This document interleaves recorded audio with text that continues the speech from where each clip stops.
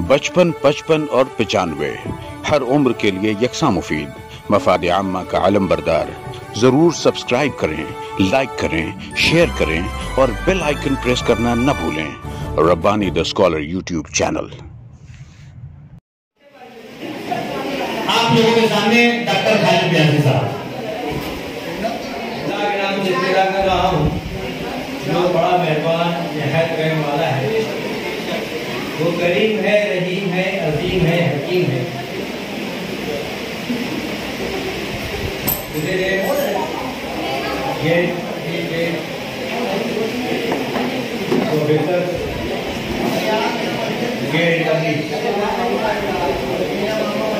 अल्लाह का एहसान है। और इंडियन की यूनानी कांग्रेस महाराष्ट्र स्टेट मालेगांव ब्रांच, जिला नासिक ब्रांच की जानिब से का फैसिलिटेशन से जो प्रोग्राम किया गया है, तहनीकी प्रोग्राम इसलिए रखा गया है कि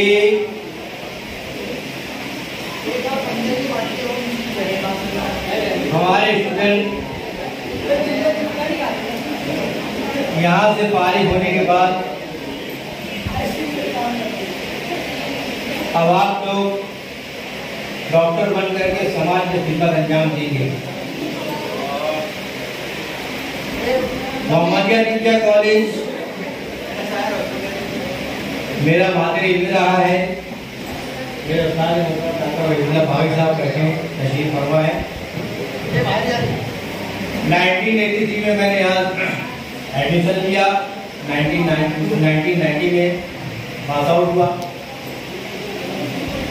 रब्बुल आलमीन का और एहसान ये है कि यहीं से मेरा बेटा डॉक्टर अब्दुल्ला नियाज़ी भी फारिग हो करके आज माशाअल्लाह जामिया हमदर्द शहरी में पीजी स्कॉलर कर रहा है।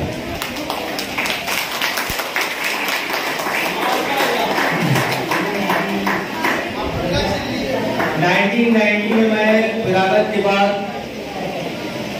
पेशा जो हमारा आबाई पेशा था उससे जुड़ गया और तिब्ब यूनानी में ही इलाज मुआवजे को अपना वगैरह बना लिया।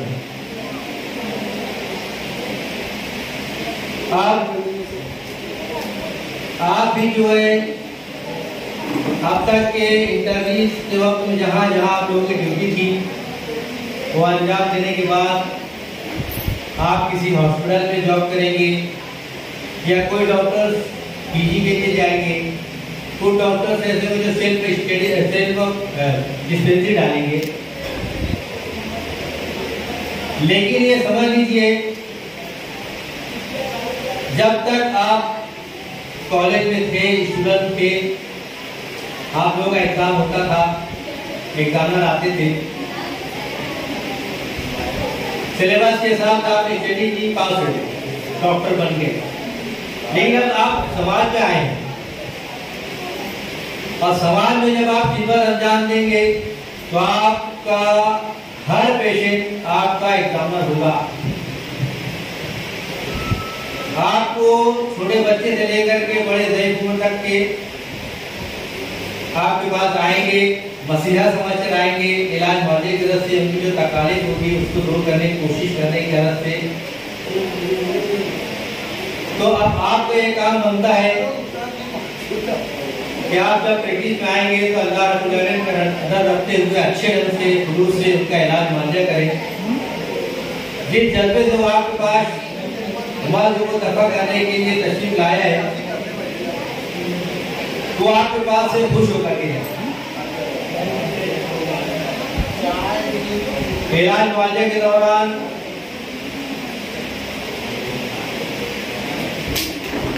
हर वक्त आप अल्लाह पाक को याद रखिए, अल्लाह ताला से मदद मांगिए और शिफा हासिल होने पर मरीज को अल्लाह का शुक्र अदा कीजिए। कोई कॉम्प्लिकेशन आने की सूरत में मजीद कोशिश जद्दोजहद जारी रखिए।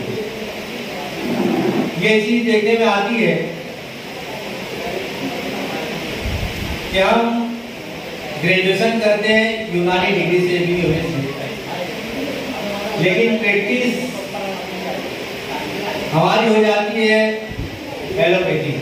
ठीक है, हमें किसी पैथी से बैर नहीं है, किसी पैथी से उतरने नहीं है, किसी पैथी के हमको एतराज नहीं है, मगर आप अपनी पैथी की क्यों तर्क कर रहे हैं? आपकी प्रैक्टिस में 100% तो यूनानी का हल होना चाहिए या ऊपर हल होना चाहिए। ठीक है, अगर आप 100% नहीं करते 50%, लेकिन 50% भी नहीं अगर आप कर सकते यूनानी प्रैक्टिस, तो आप 25% को अपना वतीरा बनाए कि हमें यूनानी प्रैक्टिस करना है। उसकी वजह ये है, मैं बता दूं, जैसे जैसे दौर गुजर रहा है, जीता आ रही है, वैसे वैसे मसाइल बढ़ते जा रहे हैं, तरक्कियां बहुत हो गई है। जदीद इलाज वाले में डायग्नोसिस के लिए तमाम तर इंस्ट्रूमेंट, तमाम तर इन्वेस्टिगेशन मौजूद है, मगर उनके पास मेडिसिन की एक महदूद एक लिमिट है। लेकिन हमारे दिन में अद्वियात मुफरदा ये अल्लाह पाक का जो बहुत खजाना है, अगर इस पर सही ढंग से गौर फिक्र करें, तफक्कुर करें, पढ़ाई तालीम होने के बावजूद हमको अपनी तालीम जारी रखना है। जिस तरह से हम यहाँ से फारिग होने के बाद एलोपैथी की नई नई मालूमात देते रहते हैं, स्टडी करते रहते हैं, सिम्स मीम्स वगैरह, तो हमें अपनी यूनानी किताबों को भी पढ़ते रहना चाहिए। आपको मैं बताते चलूं कि हमारी एक BUMS के इक्विवेलेंट BAMS आप सभी जानते हैं, वो भी एक डिग्री है। BAMS करने वाले जितने डॉक्टर्स हैं वो अपनी पैथी को लेकर के चलते हैं, वो भी एलोपैथिक प्रैक्टिस करते हैं, मगर उनको अपनी पैथी का बहुत लिहाज है, बहुत कद्र करते हैं। हत्ता के यहाँ तक कि देखने में आया है कि कुछ एलोपैथी डॉक्टर्स पूरे तौर पे हिंदुस्तानी पैथी होने के सबब से उनका कोऑपरेट करते हैं, उनकी मेडिसिन का ध्यान देते हैं और उनसे डिस्कशन करते हैं। लेकिन हमारे यहाँ अपने BUMS डॉक्टर्स खुद हमारी अपनी पैथी का ग्रेजुएशन करने के बाद अपनी ही पैथी के खिलाफ क्यों हो जाते हैं कि समझ में नहीं आती। अगर हकीकत मैंने जब गौर किया तो ये बात दिखी कि हमारे अंदर गौर फिक्र तदब्बुर का बहुत बड़ा नुकसान है, जबकि इस्लाम में अल्लाह रब्बुल आलमीन ने इस चीज को गौर फिक्र करने का सबसे ज्यादा जो है खुले तौर पर ईमान वालों को कहा है कि आप गौर फिक्र करो, अल्लाह पाक ने कायनात में क्या क्या चीजें बनाई हैं, हमने इसमें बहुत सारी निशानियां रखी हैं, आप उस पर गौर करो। आप देखिए आज के जदीद दौर में भी होते हुए ये तो हो गई BUMS की बात और BAMS की बात, लेकिन इस दौर में एलोपैथी के जो डॉक्टर से कुछ संजीदा उनके इंसानियत का दर्द रखते हैं, इंसानियत का दर्द रखते हुए हमें प्रैक्टिस को आगे बढ़ाना है, तो उनकी बात की थी समझ में आप व्हाट्सएप पर देखते होंगे। एलोपैथी मशहूर डॉक्टर है विश्वजीत रॉय और उनकी टीम है, बाकायदा वो रिसर्च करते रहते हैं। हाल ही में उनकी केसी लाई थी, उन्होंने ये कहा है कि आपको खून पतला करने वाली एलोपैथी कोई दवा खाने की जरूरत नहीं, आपके अपने घरों में कुछ हर्बल चीजें ऐसी है जिसको आप इस्तेमाल करेंगे तो आपका खून पतला होगा, उनके अंदर जो कीमियावी मादे होते हैं आपस मिल करके खून पतला होता है, आप सेफ रहेंगे। अब बताइए एक एलोपैथी डॉक्टर हर्बल चीज पे रिसर्च करने के बाद ऐसी बात ला रहे हैं, जबकि आज हमारे यूनाइटेड डॉक्टर प्रैक्टिस करते हैं तो थोड़ा सा कोई बीपी बढ़ा तो वो टेबलेट शुरू कर देंगे। वो एकदम साफ वादे तौर पर बताते हैं कि आपको वो मेडिसिन कौन कौन से बताए, मेडिसिन जो बताए हैं वो जिंजर जिसका कुरान पाक में भी है, जिंजर ऑफिसिनेलिस, जंजबील, सौंफ। दूसरी दवा है हल्दी, कुरकुमा, टर्मेरिक, कुरकुमा, लौंगा। तीसरी जो चीज है बतौर दवा जो हमारे रोजमर्रा में मसालों मिलते हैं वो है गार्लिक, एलियम सेटाइवा। ये तीन चीजों का कॉम्बिनेशन अगर आप देते हो सुबह की शक्ल में या अगर दुशाने की शक्ल में देते हो तो आपको कार्डियक प्रॉब्लम नहीं आएगा, कोलेस्ट्रॉल लेवल कम रहेगा और कार्डियक की पूरी सेफ्टी रहेगी। ये नहीं, हम नहीं, एक एलोपैथी डॉक्टर रिसर्च का उनकी टीम है, बाकायदा हर्बल में यूज कर रहे हैं। और बाकायदा जिस तरह हमारे तिब्बत कॉलेज में महामारी के वक्त में जो दुशाने का जो चला ना सारी दुनिया में नाम हो गया, इसी तरह विश्व की दुआएं बाकायदा अपने तौर पे स्कीम में चलेगा। उन्होंने जो है डर और खौफ, आप ये ध्यान रखिएगा, आपके पास जब पेशेंट आएंगे तो आप उनको हौसला दीजिए, डराइए नहीं। एलोपैथी की ज्यादा उनसे डरा करके जो है वो इलाज बनने के अंदर हमको पेशेंट को हौसला देना है। पेशेंट को हौसला देने से जो है उनको इलाज आसान होगा, आपके पास पेशेंट बढ़ेंगे, ना कि डराने से, बल्कि डराने से पेशेंट कम होगा।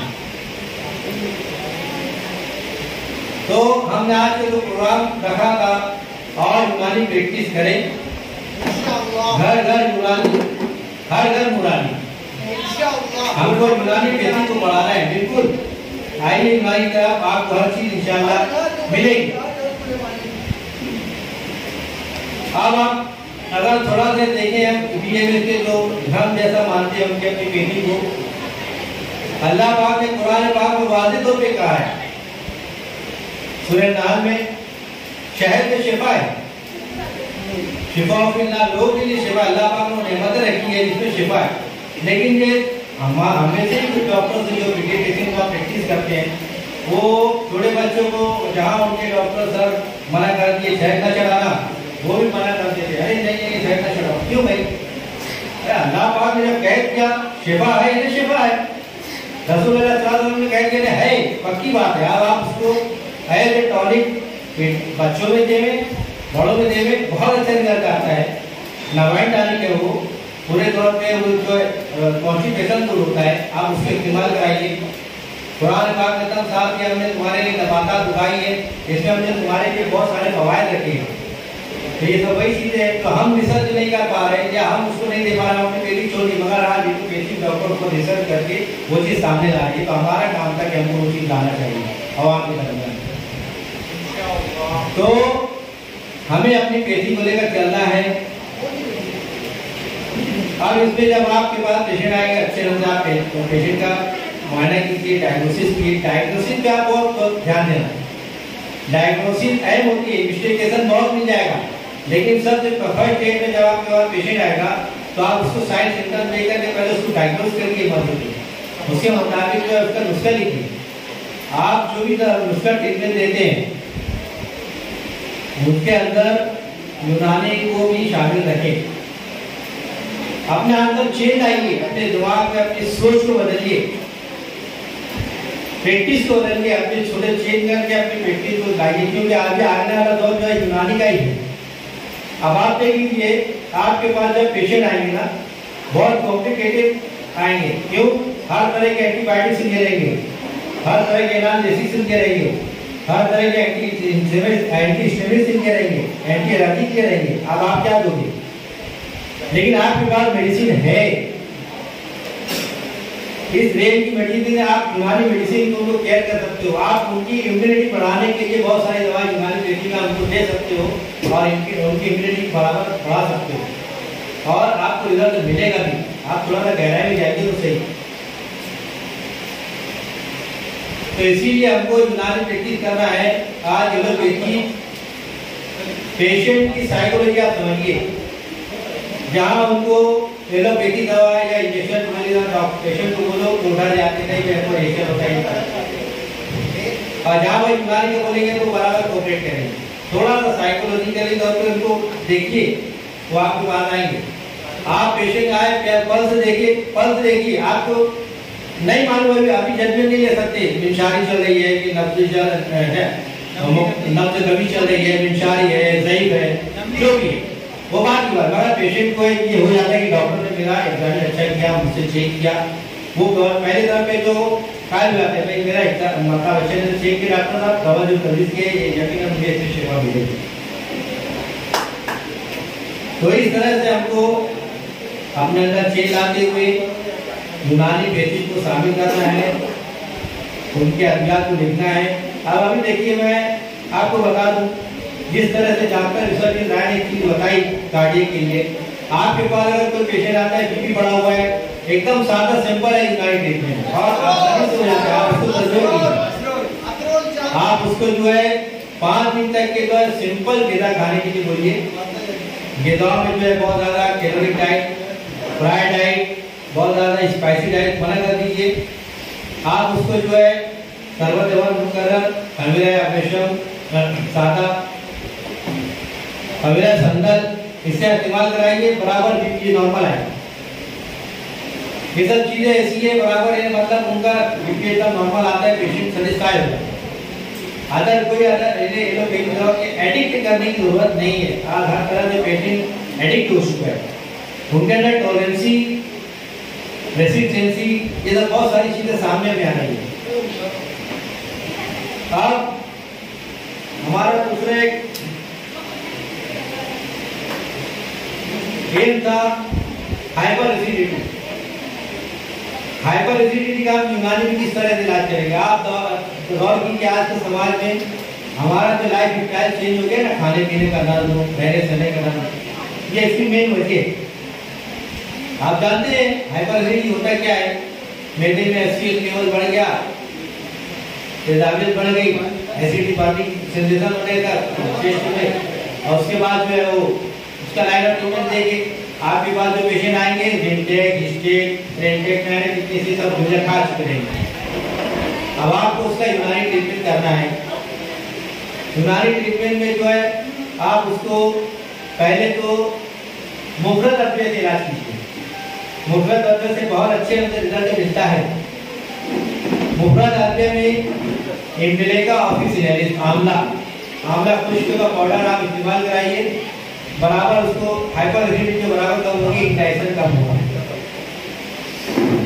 आंवला खुश्क अगर थोड़ा आपको और कोई उसके अंदर कॉम्प्लिकेटेड है, उसको गैस्ट्राइटिस भी है, डिस्पेप्सिया भी है, गैस्ट्रिक डिस्फंक्शन बयान कर रहा है, तो आप उस पर 2 चीज और ऐड कर लीजिए। हाइजमुला, एफजेम लेवरेंस या फिर पादियान,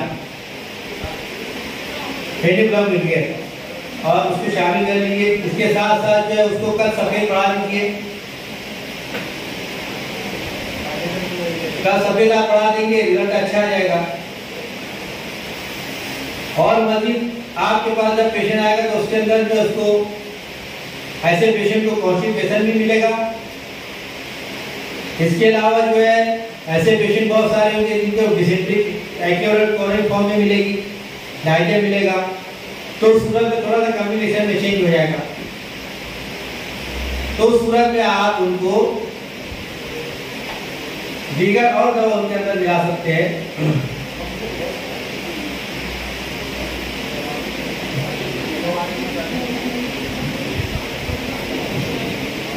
तो उसके अंदर आप तो कुछ अशाल बढ़ा दीजिए। तो कुछ अशाल से ऐसा होता है कि जैसे इनको जो है बहुत ज्यादा मेंटल टेंशन है, नींद नहीं पूरी होती, दिमागी का उससे भी एसिड बढ़ता है, तो उससे एसिड जब बढ़ेगा तो जब आप तो कुछ अशाल यूज कराएंगे तो उनको दिमागी सुकून मिल जाएगा। इसके अलावा जो है ये अगर आप पेपावर सोनिफेरस का सीड नहीं ऐड करते तो बादशाह बढ़ा दीजिए, नॉर्मल से ज्यादा मानसी, इससे उनको सेडेशन भी होगा, उनका माइंड डाइवर्ट होगा, थोड़ा सुकून मिलेगा, इससे भी बराबर रिजल्ट आ जाएगा। तो इस तरह से आप हाइपर एसिडिटी का जो है केस को हैंडल कर सकते हैं। आप आज के दौर में बहुत सारी यूनानी आयुर्वेदिक कंपनियां नई मेडिसिन मरकब की शक्ल में भी आ रही है। पुरानी तो जो है आप दवाई इस्तेमाल करा लीजिए, दवाई इस्तेमाल कराइए, रिजल्ट बराबर आएगा।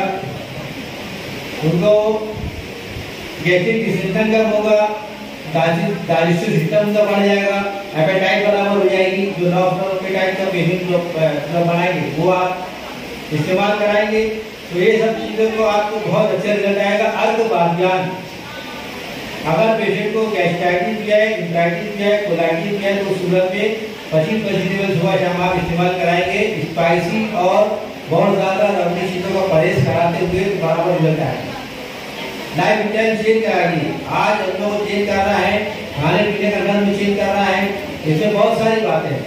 खाना खाने के बाद बहुत सारे पेशेंट की आदत लेके सो जाते हैं, वो नहीं होने चाहिए। बहुत ज़्यादा स्पाइसी गिज़ा खाते हैं, उनको आपको रुकवाना है। बेकरी आइटम खाते हैं, उनको आपको रुकवाना है। फास्ट फूड की बहुत एडिक्ट है, उनको आपको रुकवाना है। आपको नॉर्मल डाइट, कम तेल कम मसाले बना हुआ खाना दीजिए, सेहत बिल्कुल कायम रहेगी। हाइपर एसिडिटी बढ़ने से भी पाल्पिटेशन बढ़ेगा, बीपी बढ़ेगा। लोग उस पर ध्यान नहीं देते, गैस्ट्रिक पेशेंट ध्यान करता है और उसके बाद जो है हाई ब्लड प्रेशर की गोली चालू होती है। तो ये चीज नहीं होना चाहिए। तो इस तरह से आप जो है यूनानी ट्रीटमेंट को रोक दीजिए। आप सिर्फ अपने प्रिस्क्रिप्शन में भी 2 दवा भी अगर 3 दवा भी रखते हैं, हर पेशेंट आपके पास आएगा डाइजेस्टिव डिसऑर्डर लेकर आएगा। याद रखिएगा, डाइजेस्टिव डिसऑर्डर में बहुत अच्छी दवा एलोपैथी में नहीं है, पाइल्स का ट्रीटमेंट नहीं है। आपको जो है एलोपैथी ट्रीटमेंट करने के बाद आपको जो है पाइल्स पेशेंट आज परेशान, आप जो हैरान रहेगा कि आप क्या दे रहे हैं। फिर वो हिमालय की पायरेट से याद आएगी या फिर अपने उनके जल्दी देना है। तो इस तरह से आपको यूनानी मेडिसिन यूज कराना है। प्रेगनेंसी में यूनानी दवा एकदम सेफ होती है। ड्यूरिंग प्रेगनेंसी यूनानी दवा का इस्तेमाल कराना बहुत अच्छा है, मतलब बेबी भी सेफ रहती है, जो पिता तो एकदम सेफ रहेगा। और कोई भी किस्म का आप प्रेगनेंसी की हालत में high antibiotic, pain killer, analgesic medicine नहीं दे सकते। दवाएं जो है एलोपैथी दवाएं दे देंगे, वो भी विटामिन। हम अगर इसको जो है यूनानी मेडिसिन देते हैं तो बिल्कुल सेफ रहेगा हमारा। लेडी डॉक्टर के आप देख लो, लैक्टेटिंग डिसऑर्डर में भी जो है यूनानी दवा एस्पैरागस, डेसमोसर या फिर विथेनिया सोमनिफेरा, आजकल नागोरी और सतावर ये बहुत ज्यादा यूज होता है, तो उसका रिजल्ट आता है। क्रोनिक लिकोरिया में भी जो है आप सक्सेसफुल दवा एलोपैथी में नहीं पाएंगे, आपको इस तरह यूनानी की तरफ सोचना होगा। इस तरह से बहुत सारे ऐसे डिसीजेज हैं जिसमें आपको एलोपैथी ट्रीटमेंट, अभी मेरे जो साथी है वो 30 साल से प्रैक्टिस कर रहे पास होने के बाद एलोपैथी में। अब वो इनका कह रहे हैं कि हमको आप गाइड करो, आप हम थोड़ा चाहते हैं यूनानी का हाथ खड़ा हो जाए, हम कुछ अब यूनानी प्रैक्टिस कराएं। उसी वक्त मैं कह रहा था भाई यूनानी सब तो आप क्या नहीं किए, मैंने आपकी जिंदगी अगर प्रैक्टिस शुरू हो रही है, आप यहाँ से अगर शुरू कर देंगे तो 2 साल के बाद आपके पास पेशेंट भी पड़ेंगे, समाज में आपका एक मुकाम भी हो जाएगा। इलाज मांझा करने के लिए आप अपने पास कॉन्फिडेंस रखिएगा। हम जो ट्रीटमेंट दे रहे हैं अल्लाह का नाम लेकर के देखिए, डायग्नोस कीजिए, अल्लाह पर जरूर शिफा दीजिए। ये नहीं कि हम जॉब करके आए हैं, हमारे सर जो हॉस्पिटल में लिखते थे और भाई हम ट्रीटमेंट आते थे और अगर बहुत सारे कंप्यूटर घबरा रहे हैं तो इस बार रिफर कर दे। पूरी कोशिश करिए आपके पास आपका पेशेंट जब आए ना तो आपको मसीहा समझ के आए, तो आप उसके लिए पूरी कोशिश कीजिए। उसके बाद वो कंप्यूटर को शुरू कर देंगे। तो जब आप उसको यूनानी ट्रीटमेंट के साथ हैंडल करेंगे, डिवाइड डोज के साथ करेंगे, एलोपैथी दवा को डिवाइड डोज के साथ करना है तो थोड़ा सा यूनानी मिला के आप देंगे तो डिवाइडेड डोज हो जाएगी, एलोपैथी दवा के साथ काम होना शुरू हो जाएगी। ग्रेजुअली एलोपैथी के जो मेडिसिन लेकर जो आए एडिक्ट होकर के आए, उनके एडिक्शन का आपको छुड़ाना है और यूनानी दवा को आगे बढ़ाना है। तो ये समझ के उसके बाद धीरे धीरे उनका माइंड जब बनेगा, हाँ भाई ये एलोपैथी दवा नहीं मिलती या फिर यूनानी मिलती है, डॉक्टर ट्रीटमेंट करते हैं, तो बहुत अच्छा है। अभी आपको बताओ, मैं हाइपर एसिडिटी के केस एक बड़े भैया थे हमारे बुजुर्ग का वकील, तो अल्लाह ही जानता है, बहुत मशहूर थे इस्लामपुर के। एलोपैथी सब तरह की दवा खा कर उनके बेटे भी डॉक्टर, लेकिन वो बहुत परेशान थे हाइपर एसिडिटी से। क्या करें भाई, अब वो जो है पेप्टिक अल्सर, गैस्ट्रिक अल्सर आगे बन जाता है, तो उनको कोई यूनानी फार्मूला मिल गया।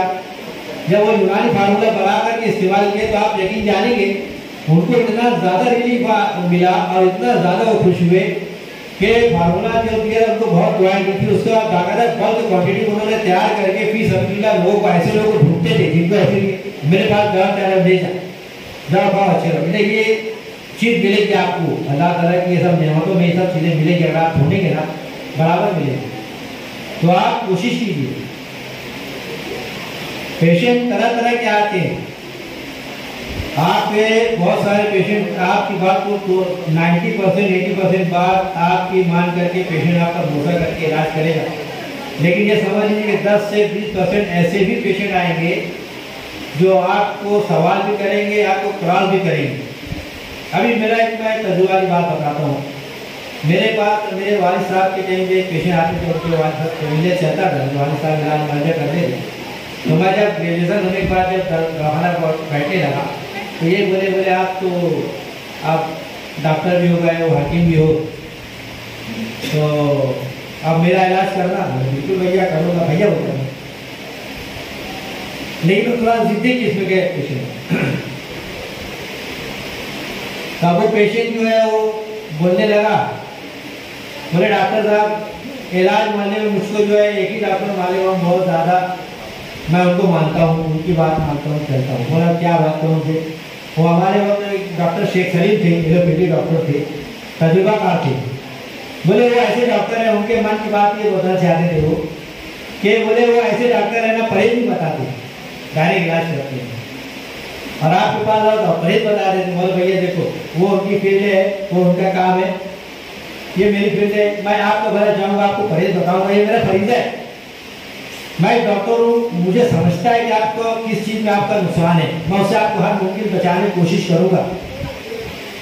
तो उन्होंने मुझे क्या क्या इलाज के लिए बोले देखिए मुझे आप दवा दीजिए, आज सुबह से लेकर के अभी तक 4 घंटे में मुझे 5 मोशन हो गए, 2 वोमिटिंग हुई है, मुझे 2 खुराक में अच्छे होना है, मैं परहेज भी नहीं करूँगा। अभी चैलेंज बन गया ना पेशेंट, वो तो समझाया, बोला भैया इलाज तो मैं करूँगा आपका, लेकिन आपको परहेज करना होगा आपके अपने फायदे के लिए। बोले मुझे यूनानी ही दवा भी चाहिए, मुझे एलोपैथी भी चाहिए कि चलो अभी खा लीजिए आराम पड़ेगा। बोले मैं यूनानी ही दूंगा और आप जो अच्छे भी होंगे, मगर आपको यहाँ पे अगर आपको कोई चीज़ डिसऑर्डर कर देगी, डिसऑर्डर, तो आपको हो गया आपका परहेज। दवा 2 टाइम की खाए, आराम हुआ, दूसरे दिन फिर आए, फिर बोले कि भाई देखिए मैं गोली खाया था, दवा खाया तो मुझे 4 घंटा बहुत अच्छा लगा, मगर मैं आपने कहा था कि मैं परहेज नहीं करूँगा, मैं खाऊंगा सब, अब मुझे 2 खुराक में अच्छा होना है। मैं आज फिर वही सवाल लेकर आया हूँ, मुझे अच्छा भी होना है, अब 2 ही खुराक खाऊंगा, अब परहेज भी नहीं करूँगा। नहीं, मुझे परहेज तो करना पड़ेगा भैया।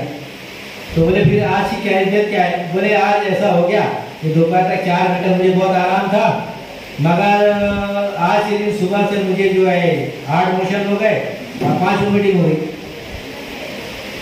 तो बोले भैया देखिए मैं फिर आपको समझा रहा हूँ कि आप परहेज कर लीजिए, आपको फर्क पड़ जाएगा। फिर उन्होंने यही कहा, अब तीसरे दिन जो है वो फिर वो 2 डोज खाए और आए, फिर उसके बाद वो लूज होकर के आए। बोले डॉक्टर साहब आज मुझे 12-15 मोशन हो गए और कम से कम 8-10 हो गए। बोले भैया अब अगर आप नहीं परहेज करोगे ना, आप कल हॉस्पिटल में हो, पक्की बात है, आपको अभी तक फीवर नहीं हुआ, आपको टाइफाइड नहीं हुआ, आपको टाइफाइड का भी खतरा है, आप इन्वेस्टिगेशन करा लेना, टाइफाइड में आपको हो जाएगा और आपको डिहाइड्रेशन होना ही होना है। आपको जो है समझ लीजिए कि सलाइन करेगी। फिर उसके बाद 14 दिन में मदद आए नहीं, 5वें दिन आइएगा, समझ लिया। तो 6वें दिन वो उसको हॉस्पिटल में बुलवाना भेजे थे डॉक्टर साहब को बुला के। तो फिर मैं गया, उनको भैया मैं मना कर रहा था ना, आपको नुकसान में क्यों डाल दिए? कुछ जगह ऐसी होती है कि दवा के साथ साथ परहेज बहुत लाजमी होता है। तो हम जब डॉक्टर बन चुके हैं ना, तो अपनी प्रैक्टिस में परहेज पेशेंट को बताइए। डॉक्टर शेख सलीम का एक ये था, वो परहेज बताते थे मगर वो चिढ़ जाते थे। अगर कोई पेशेंट दूसरे दिन परहेज नहीं किया ना, हगा देते थे। परहेज करना है तो इलाज करो, नहीं करना है चले जाओ ना, एकदम साफ बोलते थे। और उनके ताल्लुक से बात ये मशहूर थी कि वो कुछ इंजेक्शन भी दीवार में मार देते पेशेंट को भेज जाते। लेकिन अपने को ऐसा नहीं करना है, बहुत नर्म दिली रखना है और पेशेंट से बहुत अच्छे नजर पेश आना। बहुत सारी बातें पेशेंट की गुस्सा दिलाएगी, तो ये ध्यान रखिए। और हमको अपनी यूनानी दवा को आगे बढ़ाते रहना है। बहुत सारी जगह MBBS में क्रॉनिक और ऐसे अभी हमारे डॉक्टर थे, एलोपैथी डॉक्टर थे, मगर वो आखिरी जिंदगी तक के 2 तकलीफ में बहुत 2 डिसीज में उनको बहुत ज़्यादा तकलीफ थी। एक उनको एलर्जी राइनाइटिस थी और उनको डिसीज थी। तो वो भी ये कहते थे मुझे याद ही, और मैं तो बहुत एलोपैथी कर चुका, मुझे अब यूनानी है। तो आप लोग आइए और ऑल इंडिया तिब्बती यूनानी कांग्रेस जो हमारी तंजीम है, नेशनल लेवल की है, हमारा यही मकसद है कि यूनानी इलाज और ट्रीटमेंट को सिर्फ यूनानी को फ़रोग मिले, इसके इलाज माजे को फ़रोग मिले। आप भी मेम्बर बनिए, आप भी कोशिश कीजिए, हम यही आपसे इंतजार रखते हैं। अल्लाह। बचपन, 55 और 95 हर उम्र के लिए यकसा मुफीद। मफाद आम्मा का आलम बरदार। जरूर सब्सक्राइब करें, लाइक करें, शेयर करें और बेल आइकन प्रेस करना न भूलें। Rabbani the scholar YouTube channel. Rabbani the scholar YouTube channel इल्मी, अदबी, दीनी, मिल्ली, समाजी, सकाफती, तहजीबी, फलाही, तिब्बी, फ़न्नी, माशी, तजारती, माशरती, इंतज़ामी, इनकलाबी, तहरीकी, तहकीकी, तकनीकी, तफ्तीशी, तामीरी, तालीमी व मालूमाती यूट्यूब चैनल। ज़रूर सब्सक्राइब करें, लाइक करें, शेयर करें और बेल आइकन प्रेस करें। Rabbani the scholar YouTube channel.